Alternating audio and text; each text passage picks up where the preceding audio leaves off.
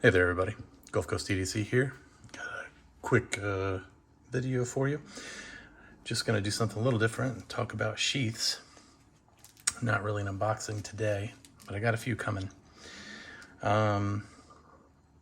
We probably all have different ways that we carry our EDC, right? So thinking about, the C in EDC is for carry. We all know that.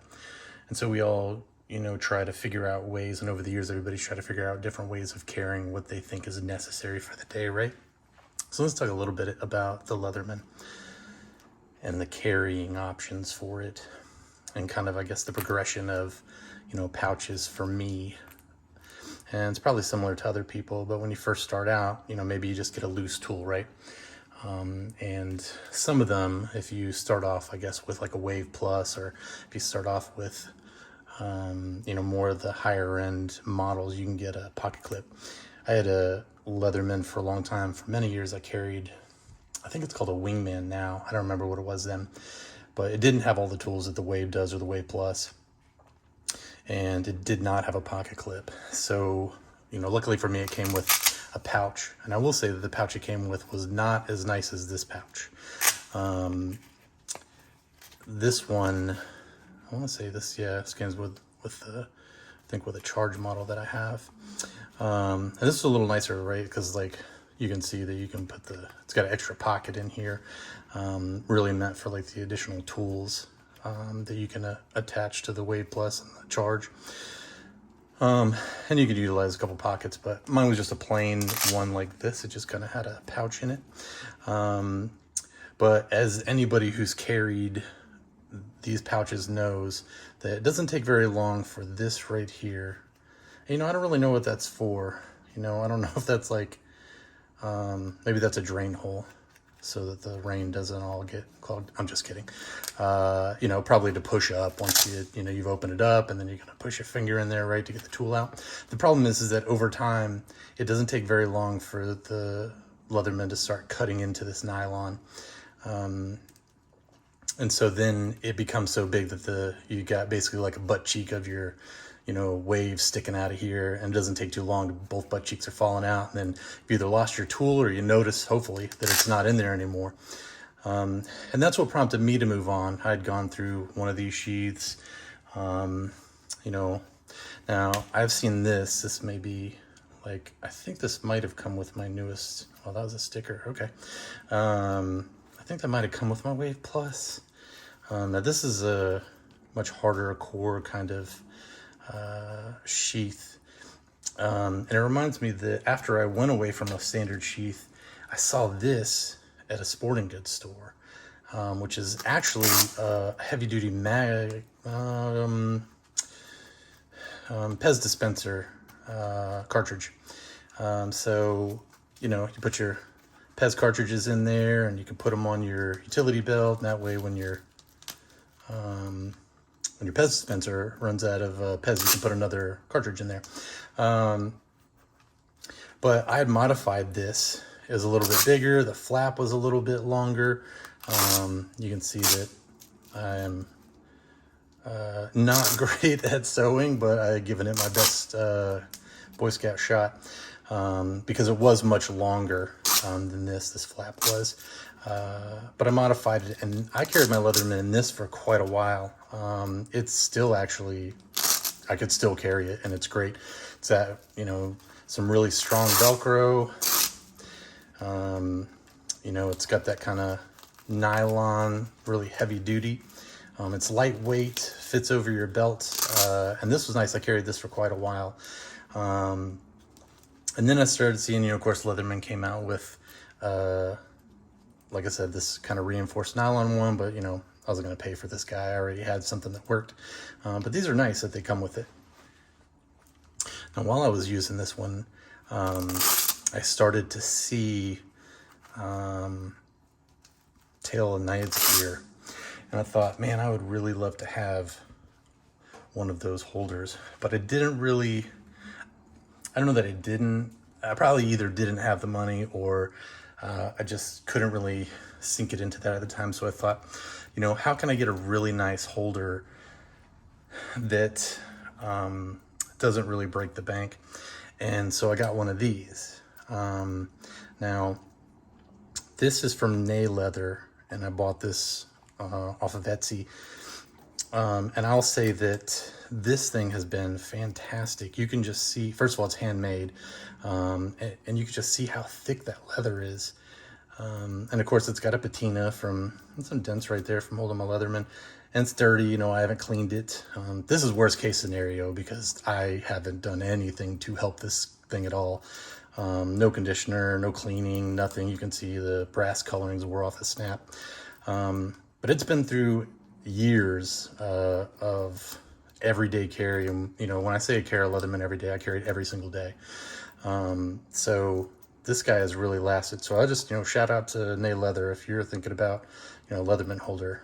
You know, small maker on Etsy, fantastic products, reasonably priced. You can get them customized, you know, get your initials on it and stuff like that. But just really, really hard use, thick leather, quality craft. And I had this for quite a while. So I finally decided to pull the trigger on a Tail of Knives gear. And I'll say that, you know, I just really can't say enough about this thing. I'll probably get my keys out of here.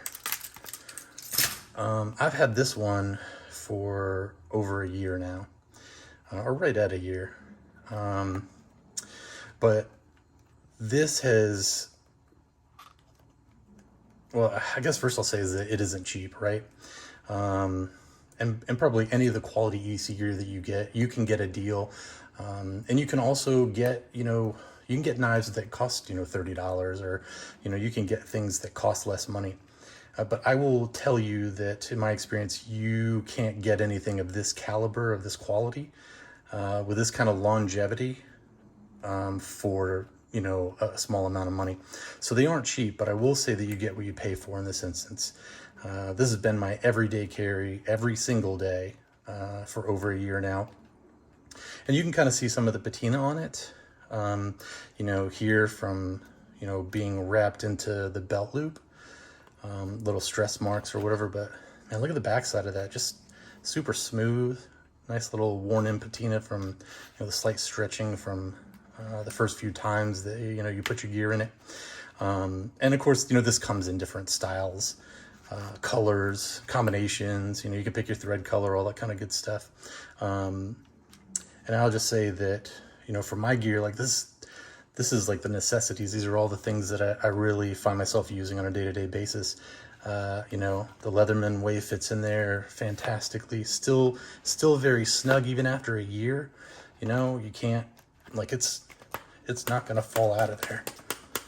You know, I'll lose the pen before I lose the Leatherman. That's okay, because that's why I don't have a really nice pen. First of all, because I can't get these pens in any of the replacement pens that I've seen. And this is my favorite pen, but luckily they're cheap, so it's not $100 if it falls out somewhere. You know, my particular Tail of Knives unit utilizes a flashlight space that's big enough for the baton, which is, you know, I think the baton 2, to be honest, is my favorite flashlight.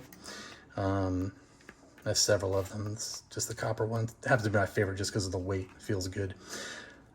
But, you know, it's weird looking at how you kind of move from one item to the other. You upgrade as you go, right? You know, because when I first got my first Leatherman, if somebody had told me, and actually, you know, I think I got it as a Christmas gift so long ago, for my wife, if someone had told me that I would spend, you know, 4 times the cost of that Leatherman for some carrying case for it, I would not have believed them. I would have called them crazy. Of course, inflation and all those things play a factor, but I will say that I would do this over and over again. And not to sound too much like a commercial, but, you know, small maker, you know, their own product, just high quality standards, and something really that is going to last, I mean, I don't know, maybe a lifetime, close, so long that you may forget where you got it from. But you don't see a lot of that quality nowadays, so I don't mind paying for it. I'd rather buy something once than to buy it several times. But it is strange seeing, moving from, starting from this and how it all evolves, and then you end up here. Which just, obviously begs the question of, what's next? What's the next thing? And I'd be curious to see. But also I will say that, I've never regretted paying for quality. I have regretted some cheapy purchases I've made, because of course you have to make them several times after that. But I've never regretted this. And I will say that, it's like a lot of hobbies. Definitely this hobby has gateway drugs, right? You start off and you just get one, and then the one's not enough, and then you need something that goes with something else, or a limited edition something, and then there's a drop. Oh, the dreaded drop. But I just would say that sinking money into quality gear is never a bad investment. And this sheath has lasted and upheld so long. I'm really surprised and impressed by it. So if anybody out there is on the fence about one of these guys, don't be. It's a great investment. You won't be disappointed. I might actually get another one just so I can have some different color choices for it. But what do you guys use? What's your everyday carry item? Are you guys using a pouch? Do you have like a fanny pack? What is it that you're using to transport all your gear every day? I'd love to hear about it in the comments. Yeah, love to hear what you guys are carrying, or maybe if you've invented your own thing or made something else work, I'd love to hear that too. And as always, if this is something you're interested in, let me know in the comments, and like and subscribe if you don't mind, and I'll see you in the next one.